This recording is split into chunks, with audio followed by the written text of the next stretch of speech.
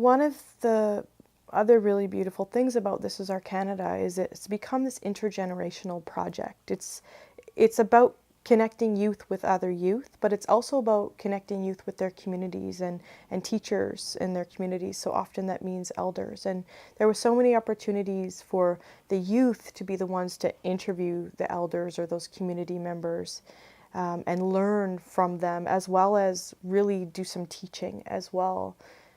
What are your plans on facilitating about it?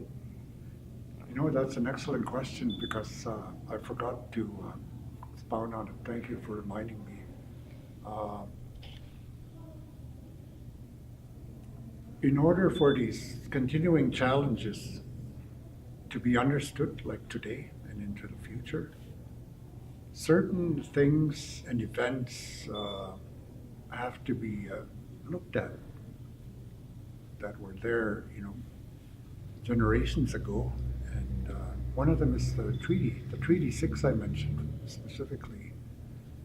And I think unless people understand that, my people, original peoples of Turtle Island, and which is the North American continent, and the non-native people, because there were certain promises and obligations on both sides. The main one being peaceful coexistence and benefits arising from the sharing of land and resources. We saw the elders, each time they would come to the circle, they would bring something different. Every circle became different because you could see that they were speaking to the needs of the group. They were really gauging what needed to be shared in that moment. I know many of the youth expressed that, like, I can't believe that teaching was shared. I really needed that. They were speaking right to me.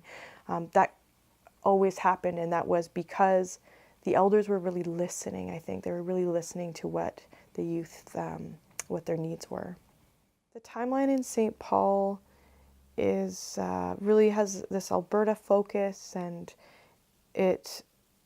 we have really great relationships there, so we were able to bring in people to again expand upon some of these moments in time. And so yeah, doing the timeline in St. Paul just allows us to connect those historical moments with real people, and it spurs them to tell the story and take us a little bit deeper every time. Indian Act, prohibition of pool hall owners from allowing entrance of an Aboriginal who, by inordinate frequenting of a pool room, either on or off an Indian reserve, mispends or wastes his time or means to the detriment of himself, his family, or household.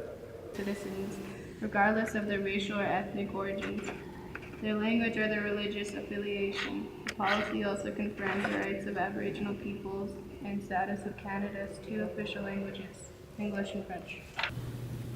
Our languages are nations' languages, and we are nations here on this land. Yet, there's a government that put their own government on our lands and identified their official languages as English and French. And now we want to come to them and say, can you make our language, which is part of our land and our identity and our, everything who we are, your language? My community is isolated from the rest. There's no road in or out, so we're fly-in access.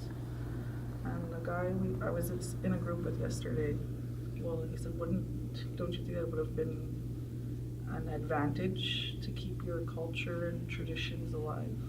I said, I know, in a sense, yes. A lot of the children there are still very fluent in the Cree language.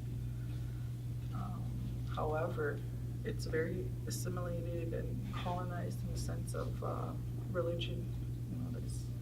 We ground ourselves in that knowledge and pay respect to the original peoples as we explore what Canada is about. We have been able to bring together so many youth with very diverse life experiences, diverse perspectives, and been able to find some common ground through some really difficult conversations, as well as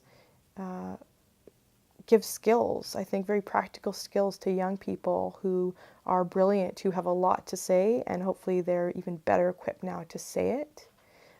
We've helped build connections across communities, across age ranges and cultural groups and religious affiliations.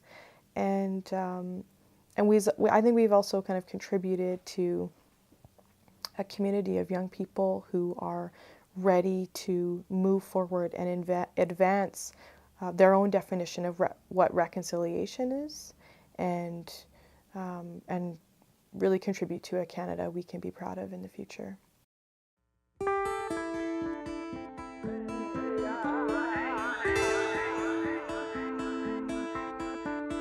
Listen to the land she speaks.